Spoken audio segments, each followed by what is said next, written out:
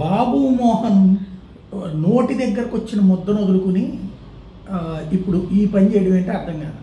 Bharatiya Janata party మొన్నటిసారి శాసనస్థానానికి ఎన్నికలకి ఇస్తే అవకాశం ఆయన చివరి నిమిషంలో వద్దన్నారు, వాళ్ళ అబ్బాయికి అన్నటువంటి కాన్సెప్ట్కి వెళ్ళింది. అక్కడ ఓ పెద్ద రచన ఇచ్చింది, సరే అయిపోయింది.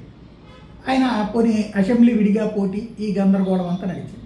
ఆయనకి అక్కడ ప్రజాదరణ అంటే సినిమా నటుడుగా అందరికీ తెలుసు కానీ పరిచయస్తుడే కానీ అక్కడైతే అధికారికంగా వర్కౌట్ కావట్లేదు. ఇప్పుడు ఆయన కేఏ పాల్ పార్టీలో ప్రజాశాంతి పార్టీలో చేరడమే విచిత్రం. కేఏ పాల్ పార్టీ కనీసం 1% ఓట్లను వచ్చే పరిస్థితి ఉందా అంటే ఒక స్థాయికి ఎదిగాక అంత ప్రచారం లభించాక సరే బీజేపీలో రాకపోతే కనుక ఇంకొంత వెయిట్ చేయాలా, లేదంటే కనుక ఇంకొక అవకాశం కోరుకోవాలా. పార్లమెంట్ స్థానం ఏమైనా ఆశించారు బీజేపీలో, ఇవ్వనందేమో. అందుకని ప్రజాశాంతి పార్టీ ఎన్ని సాధించుకోగలుగుతారు?